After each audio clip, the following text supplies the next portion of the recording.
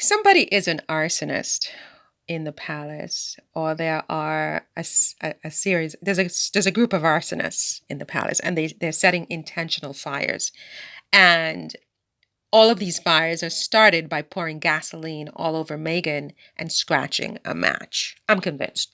There's nothing that anybody can say to me at this point that's going to tell me or convince me that I'm wrong, right? There's an arsonist or a group of arsonists in Buckingham Palace, in the British royal family. They are intentionally setting fires using Meghan as the igniter of the fire. They're pouring gasoline on Meghan and they're scratching a match, right? And they keep doing this and they keep doing this and they keep doing this. Now, I wanted to go back, as I said, to what, that story in the Telegraph that was dug up from the bottom of the deck and poured onto the fire with Meghan as the victim once again, and trying to make it seem like somehow a 2019 or 2021 letter, whatever it was, that pertained to a 2018 or 2019 story was the reason that Meghan is not going to the coronation. I mean, Meghan is not going to the coronation. It's finished. It should be done. She's not going. Harry's going. Finish. Focus on the coronation. But no, they need a distraction, as I said. They need to distract from something else. Someone in the palace or a group of people are afraid that everything is not going to go well with the coronation, and they need a distraction to put all of the negative energy in that place so that they can have a better result with the coronation. And they've made Meghan the heavy. Meghan is the heavy. No matter whether she goes to the coronation or she doesn't go, they're going to focus attention on her and make sure that attention stays on her until the coronation is finished. So this story in the Telegraph is not the only one. There are going to be others between now and May 6th. It's an orchestrated, coordinated hit. It's a hit. It's a series of articles that is one big fat hit against Meghan. Now, what I did want to talk about, though, is because they brought it up, right? Because that's what they want. They want us to be analyzing this, and it's successful, because now I want to go back to talk about what Meghan actually said in that letter about somebody in the royal family saying that, or wondering aloud what color her child's skin would be. It turns out that it's true, because now it seems from the palace yesterday, an exclusive in the Telegraph, there was a letter back then that corroborates, right? This is evidence, right? That corroborates what Meghan said, because all of these years subsequent to this event, and subsequent to the Oprah interview, the entire world has been led to believe that Meghan is a big fat liar. None of this happened. And now you have this letter conveniently corroborating this. There are many different ways you can look at that. And one way is that the person who released this letter from the palace did it to throw somebody else under the bus. So they're setting Meghan on fire, but they're also throwing someone in the royal family under the bus. And that person is whoever said this objectionable thing about Meghan and Harry's then unborn son, Prince Archie of Sussex. So it's a twofold hit. You set Meghan on fire, so you get your distraction. Well, it's a three-part hit.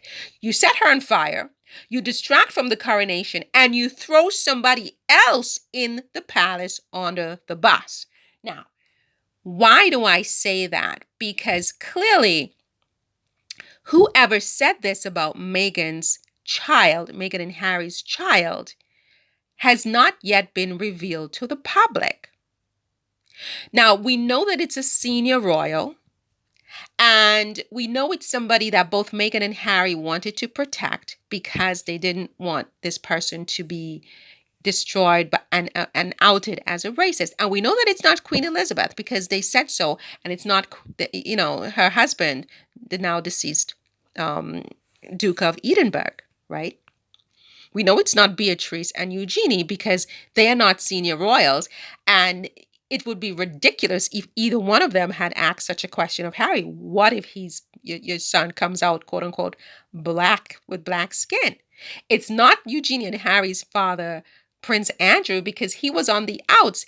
And it just seems illogical that he would have said something like that to his nephew. He doesn't give a crap. What he cares about is holding on to his own 30 room mansion, getting money into his bank account, and living his life. He doesn't care about Harry and Harry's children and what color they are, right? So it's not Eugenie, it's not Beatrice, it's not Andrew. It's not further down the line. It's not Edward and Sophie. They don't give a crap either. And they don't have the jurisdiction. They don't have jurisdiction to have this kind of conversation with Harry. This conversation was had with a very, very close, intimate person to Harry. And it's a very small group. It is the group of seniors that in question that would have such a discussion that could have led to what it has led to would be Charles, Camilla, Kate, William. It's one of those four. I don't think it was Kate. I don't think it was Kate because, again, it would be out of jurisdiction. She would not say something like that to her brother-in-law. She just wouldn't, right? So that leaves Camilla, Charles, and William.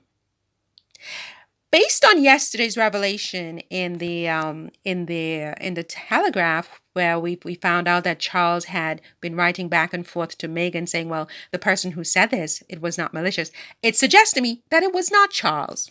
Okay, it was not Charles. So it leaves Camilla and William. Could it have been Camilla?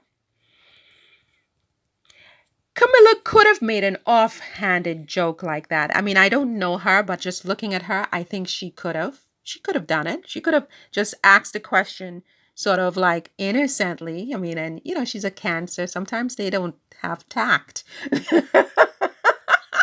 I mean, they're one step from Sagittarius, where they just don't have any tact, right? So it could have been Camilla, right? But it also could have been William. My money is on William because of the relationship he has with Harry. He is the only person in this group who would feel comfortable enough with Harry to make such a statement because he would have reasonably believed that Harry would never repeat that to anybody, right? It's like an inside joke. Unfortunately, Harry is married and he has a wife and he loves his wife. And even worse, the person that statement referred to is Harry's child. I mean, it's his seed, which would, I think, come before any loyalty he has to William. Harry is going to love his children more than he loves his own brother. It's just nature, right? It's like if he has to pick one, normally a person will pick their child over their sibling, normally. Right? Now, I'm not saying it's William. I don't know who it is. I am saying that based on the evidence that has been so far presented, I'm leaning towards it possibly having been William. I don't know the facts. So this is not a statement of fact. This is a question, right? I think that it is either Camilla or William based on the evidence that has presented. Now, let's assume for argument's sake that it was William. Why would somebody in the palace at this point release this corroborating letter at this point, knowing that that letter would confirm that, yes, indeed, this did occur, right? I don't think William would have been a part of releasing this letter because it doesn't reflect good on him. He would reasonably fear that people would deduce it's him. So who has an interest in throwing William under the bus? Because essentially that's what happened here.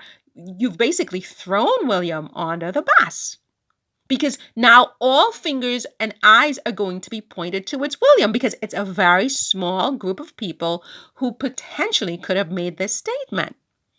And by process of elimination, you're coming to William. But why would somebody at this point, almost on the eve of the coronation, throw this monkey wrench into the experience, set Meghan on fire, and throw William under the bus, which is what I think essentially happened here? That leaves Camilla, right? She's the only other one. But the question is, why would she do that? Right? Why would Camilla do that? I mean, I can't really think of any reason why she would do that. So therefore, I would have to eliminate Camilla and say that, I don't know. I mean, maybe they have, again, a small group of people in the palace who have taken it upon themselves to create drama in the royal family, to divide and conquer the royal family, to make it look like it's Camilla, to make it look like it's William. Do you know what I'm saying? They're being set up, I think, because I can't imagine that why Camilla would do something like this, right? Um, but yeah, I think that I have to conclude that the person who said that would be either Camilla, William, Kate, or Prince Charles. And by process of elimination, I personally am coming to William as being the person who said it. And it would make sense of why he would continue to hate his brother and not talk to his brother, which is kind of sad, because I feel like if he did in fact say this, William, if you did say this, William, I mean, it's not good. It's not nice. But you know what? It's not like you are so far out from every other human being. You're right there with everybody else. That's how everybody thinks, even in the African, the African origin community. Among people described as quote unquote black in society, um, if you're very dark skinned, you are discriminated against by other people who are not so dark skinned. In India, the same thing. You cannot be dark. I have Indian friends who have told me you cannot have dark skin as an Indian person. In other parts of Asia, the darker skinned Asians are not viewed equally as the lighter skinned Asians. So it's not like you're so different from everybody else. It's just that your position, William, you know, sort of requires you to reach higher, to your highest self, and to set an example for the rest of the world. And if in fact you did say this to your brother, it hurt him and it hurt his wife. And what you have to do is just say to your brother, you know what, that was just stupid what I said. It was completely ignorant. It was just stupid. It was horrible. And you know what? I'm sorry. I'm sorry. I shouldn't have said that. Right? And then you work on your relationship with your brother and you take your nephew into your arms, William, and you hug him for dear life and you kiss him and you say, Uncle William loves you. That's all you need to do. And you work on your relationship going forward rather than continuing this ridiculous hatred of your brother because he said, he spoke of things that you did that hurt him. You throw him on a dog bowl. You do all of these things, William. You were wrong, William. Just say I was a di ka, okay? And I'm sorry. And you move on from there. You don't continue this stupid hatred. But as far as inside the palace and what's going on and who's feeding these arsonists, you have arsonists in the palace, right? And it's going to backfire on all of you if you don't take care of it. That's my position, and I'm sticking to it.